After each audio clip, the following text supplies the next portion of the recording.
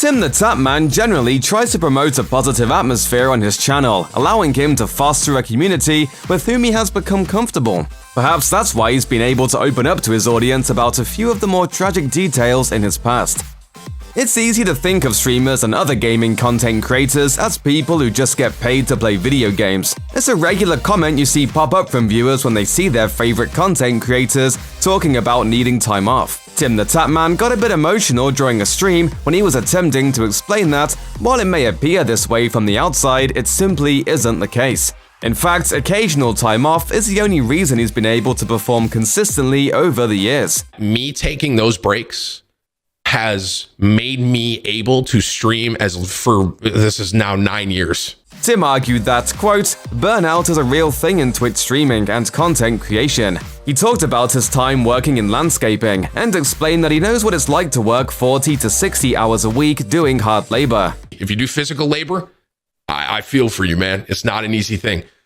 Flip side of that, where I'm at now, this is a hard job in its own right. Tim argued that having time to spend with his family is his top priority, getting visibly emotional and wiping tears away from his eyes. I'm thinking about my son, wanting to spend time with him, Tim said.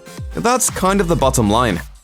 TimTheTatman has talked a lot about the different jobs he's held down over the years, but there was one Twitch stream where he talked about a job he didn't get, working at Taco Bell. He opened the conversation in defense of the fast food restaurant, saying, "Do not disrespect Taco Bell, all right?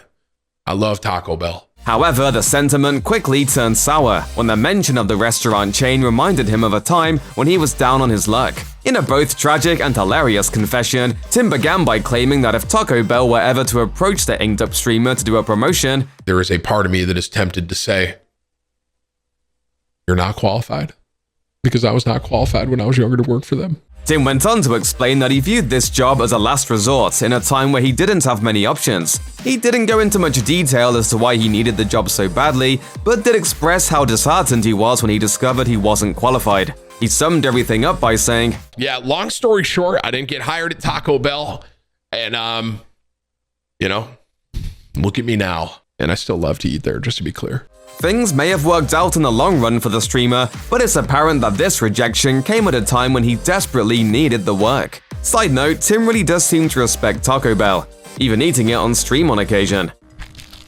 That crunch is lit. Man, Taco Bell doesn't miss, bro. DJ was like, what if he has nip anxiety? Which is so funny because I did used to have really bad nip anxiety. TimTheTatman spoke on a stream about a tattoo artist react video in which he reports that they had described his chest tattoo as looking like a nipple monster which is pinching his nipples.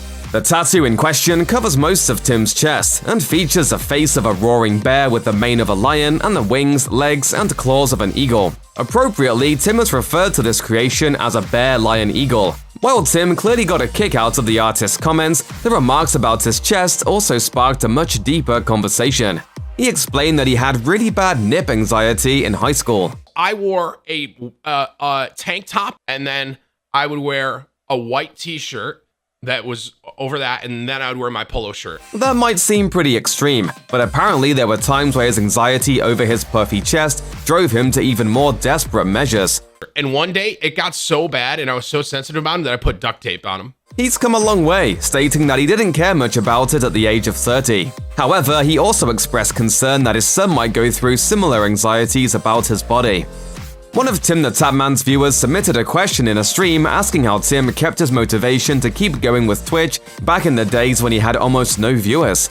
This seemed to strike a chord with Tim, and it led to him recounting the period of time where he almost quit streaming forever. And I was probably averaging at the time, about 300 to 500 viewers, maybe 300 to 700 on a good day, where it was going really well. Until it wasn't, Tim continued. Call of Duty Ghosts came out. I get on to do my big 24-hour stream after my work, and I had 20 viewers. He went on to explain that he had finally grown used to having hundreds of viewers at once, and the drop from what he had come to consider the norm shook his confidence. He also said that he now understands that a drop like that is normal with new release titles, since more people are online playing the game. When you have a new release of a game, everyone's playing it, right? And there's way more streamers on, So the viewers get distributed a lot more. Even so, the moment briefly wrecked the streamer's confidence and almost led to the premature end of his career. There's a silver lining here, however. Experience seems to have changed the way Tim thinks about streaming. He explained,